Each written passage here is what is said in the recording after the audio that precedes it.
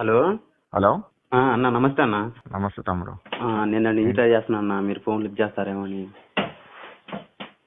చెప్పండి తమ్ముడు, ఏంటి సంగతి? అదే అన్న, అసలు నిన్న మన సత్తెనపల్లి వచ్చినప్పుడు జగన్ చూశారు కన్నా, ఫ్లెక్సీలు పట్టుకొని వైసీపీ కార్యకర్తలు రపా రపా నరుకుతాం, తలలు తీసేస్తాం, మెడలు తీసేస్తాం, రాజారెడ్డి రాజ్యాంగం ఇక్కడి నుంచే మొదలవుతుంది. అసలు ఇలా ఇంత బెదిరింపులు ఇస్తున్నారేనన్న ప్రతిపక్షం, కనీసం ప్రతిపక్ష హోదా కూడా రాలేదు వాళ్ళకి. తమ్ముడు ఆలోచించారు తమ్ముడు, ఆయన తీసుకొచ్చి లోపల వేసామా, పిచ్చ కొట్లు కొట్టే వాళ్ళని. ఎట్టుంటదంటే వీళ్ళంతా ఉడత ఊపులు ఇవన్నీ. ఓకే, ఎక్కువ ఆలోచించకండి మీరు. జగన్మోహన్ రెడ్డి వాళ్ళ కార్యకర్తల్ని యాంటీ సోషల్ ఎలిమెంట్స్ గా ఉసుగొలుపుతున్నాడు, రాజకీయ లబ్ధి పొందే ప్రయత్నం చేస్తున్నాడు. జగన్మోహన్ రెడ్డి ప్లాన్ ఏంటంటే వాళ్ళ కార్యకర్తల్ని కనుక ఇట్లా ఈ పోస్టర్లు ఇట్లా ఇరికిచ్చేసి పోలీసులు అరెస్ట్ చేస్తే ఆ అరెస్ట్ చేసిన కార్యకర్తల కుటుంబాల ఇంటికి వెళ్లి పరామర్శించి రాజకీయ లబ్ధి పొందే ప్రయత్నం చేస్తున్నాడు జగన్ రెడ్డి. ఎందుకంటే జగన్ రెడ్డిని ఎవరు చూసే పరిస్థితులు లేడు, ఎవరు నమ్మే పరిస్థితులు లేరు. ఏదో రాజకీయ యాక్టివిటీ కావాలి జగన్ రెడ్డికి. సో ఈ రకంగా కార్యకర్తలను బలి తీసుకుంటున్నాడు, కార్యకర్తల బలి మీద రాజకీయ లబ్ధి పొందే ప్రయత్నం చేస్తున్నాడు. దానిలో భాగంగానే కార్యకర్తలు రెచ్చగొట్టి అట్లా పోస్టర్లు పట్టిస్తే ఏమైంది, ఆఖరికి కార్యకర్తలు బలైపోయారు. రైట్? అవును. సో లోపలేయటం తప్పదు, ఖచ్చితంగా చట్టానికి విరుద్ధంగా ఎవడన్నా ప్రవర్తించినా సరే అది ఏ పార్టీ కార్యకర్తను లోపలేస్తారు. అదే వాళ్ళ జగన్మోహన్ రెడ్డి మాకు అసలుకి అధికారులను కూడా మేము ఏం చేయలేకపోతున్నాం అని చెప్పి అదొక కోపం వస్తుందన్న బాగా. మేము కూడా ఫ్లెక్సీలు పెట్టుకుందాం, మనం కూడా చేద్దామట అన్నట్టు అనిపిస్తుంది మనసుకి. తమ్ముడు మీరేమి ఫ్లెక్సీలు వేయొద్దు, మీరు అన్ని పిచ్చి పనులు చేయొద్దు, ఓకేనా? ఎందుకంటే చట్టం ఎప్పుడు కూడా చంద్రబాబు నాయుడు ప్రభుత్వంలో ఎప్పుడు కూడా చట్టం ఎట్లుంటుందో ఆ రకంగా ఇంప్లిమెంట్ చేసుకుంటూ వెళ్తాడు ఆయన. చట్టానికి విరుద్ధంగా చేయడు ఆయన. అందుకనే మన కార్యకర్త కూడా జగన్ వాళ్ళ ఆవిడ భారతమ్మ గారిని అంటే తీసుకెళ్లి లోపలేశారు కదా కార్యకర్తని. ఎవరైనా సరే ఇప్పుడు వైసీపీ వాడైనా తప్పు పని చేస్తే లోపలేస్తారు, టీడీపీ వాడైనా తప్పు పని చేస్తే లోపలేస్తారు. జగన్మోహన్ రెడ్డి కుట్రనే అది కదా, అది ప్లాన్ కూడా అదే కదా. మీరు అర్థం చేసుకోండి, జగన్మోహన్ రెడ్డి గారు 2 ప్లాన్లు వేసాడు. ఒకటి, వాళ్ళ కార్యకర్తలందరినీ యాంటీ సోషల్ ఎలిమెంట్స్ గా తయారు చేసి వాళ్ళందరినీ పోలీసుల కేసులలో ఇరికిచ్చేస్తే వాళ్ళే, తద్వారా సానుభూతి వచ్చి వాడు రాజకీయ లబ్ధి పొందే ప్రయత్నం చేస్తున్నాడు. ఒకటి.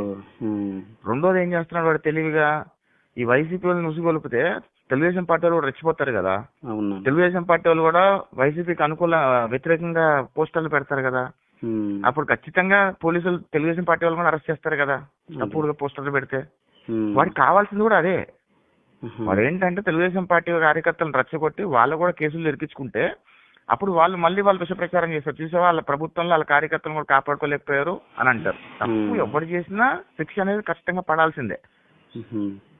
సో చంద్రబాబు నాయుడు గారి ప్రభుత్వంలో ఎప్పుడు కూడా ఈ శవ రాజకీయాలు, ఈ ఉగ్రవాద రాజకీయాలు ఉండవు. అంతా కూడా ఫ్రీడమ్ ఉంటది, చట్టం తన పని తను చేసుకుపోతుంది అనుకునే రకం చంద్రబాబు నాయుడు గారు.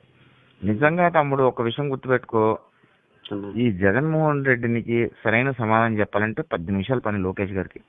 లోకేష్ గారి చేతులు చంద్రబాబు నాయుడు గారు కట్టేశారు కాబట్టి ఇట్లా రెచ్చిపోతున్నాడు, పిచ్చి పిచ్చి కుక్కలాగా మురుగుతున్నాడు. ఒక్కసారి చంద్రబాబు నాయుడు గారు లోకేష్ గారు ఫ్రీ హ్యాండ్ ఇస్తే జగన్మోహన్ రెడ్డికి సరైన సమాధానం 10 నిమిషాలు చెప్తాడు ఆయన. సో మీరు అన్ని పిచ్చి పిచ్చి వేషాలు వేయద్దు, మీరేమో వాడి మీద వ్యతిరేకంగా పోస్టర్లు పెట్టకండి. మీరు పోస్టర్లు పెడితే ఏమవుతుంది తెలుసా, మీరే బొక్కలోకి వెళ్తారు. జగన్మోహన్ రెడ్డి గారికి కావాల్సింది కూడా అదే. తెలుగుదేశం పార్టీ కార్యకర్తలు తప్పులు చేసి బొక్కలోకి వెళ్ళాలి, తద్వారా మళ్ళీ తెలుగుదేశం పార్టీ కార్యకర్తల మధ్యలో వాడు రిస్క్ లేపాలి, విష ప్రచారం చేయాలి, ఏదో ఒక విధంగా వాళ్ళని రిస్క్ తీసుకోవాలని అనుకుంటున్నాడు. ఆ ట్రాప్ లో పడకండి మీరు. పొర్రపాటును కూడా మీరు ఆ ట్రాప్ లో పడకండి. జగన్మోహన్ రెడ్డి అనేవాడు ఒక 1000 మంది ఉగ్రవాదులతో సమానం. ఒక ఉగ్రవాది దేశాన్ని ఈ రకంగా సర్వనాశనం చేస్తే ఎంత డ్యామేజ్ అవుద్దో, 1000 ఉగ్రవాదులు సర్వనాశనం చేస్తే ఎంత డ్యామేజ్ అవుతుందో అర్థం ఉంది కదా. జగన్మోహన్ రెడ్డి ఒక్కడే ఆంధ్రప్రదేశ్ రాష్ట్రంలో అంత భయంకరంగా సర్వనాశనం చేశాడు. జగన్ రెడ్డిని ప్రజలు ఎవ్వరు నమ్మట్లేదు తమ్ముడు. మీరు ఎవ్వరు పెద్దగా భయపడాల్సిన అవసరం లేదు, ఆలోచించాల్సిన అవసరం లేదు. మొన్న ఈ జగన్ రెడ్డి ఎక్కడికి వెళ్ళినా సరే ఒక్కొక్కరికి 1500 రూపాయలు ఇచ్చి డబ్బులు ఇచ్చి పిలిపించుకుంటున్నారు జనాల్ని. వాడి మొహాన్ని ప్రజలు ఎవరు రాట్లా. అలా వస్తే ఆ 11 సీట్లు ఎందుకు వస్తాయి అన్న, ఇది మొత్తం ఫేక్ అని మనకు తెలిసింది. ఇక్కడ లోకల్ కూడా గ్రామ స్థాయిలో మొన్న కాన్వేలో చచ్చిపోతే కూడా ముస్లాన్ని పొదల్లో పడేసి వెళ్ళిపోయారంట. అంత ఉన్మాదుల్లో ప్రవర్తిస్తున్నారు వాళ్ళు. ప్రజలందరూ కూడా జగన్ రెడ్డి ఉగ్రవాద రాజకీయాన్ని పసిగట్టారు, గమనిస్తున్నారు తమ్ముడు. మీరందరూ కూడా వాటి ట్రాప్ లో పడకండి. ఓకే, మీ స్నేహితులకి వీళ్ళందరికీ చెప్పండి, వాళ్ళు రెచ్చగొడితే మీరు రెచ్చిపోకండి.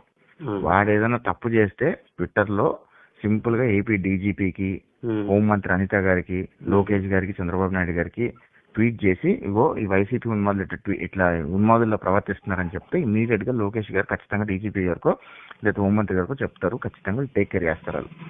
అలా అని మీరు తప్పులు చేస్తే మిమ్మల్ని కూడా ఎవరు కాపాడలేరు. నేను ముందే చెప్తున్నా, మీరు అనవసరంగా రెచ్చిపోకండి, అనవసరంగా సహనం కోల్పోకండి. సరే అన్న. వాడు ఒక ఉగ్రవాది, వాడి ట్రాప్ అంతా అంతే. సరే, చేయాలన్న, తప్పు చేయాలి. ఓకేనా? రైట్. సరే అన్న.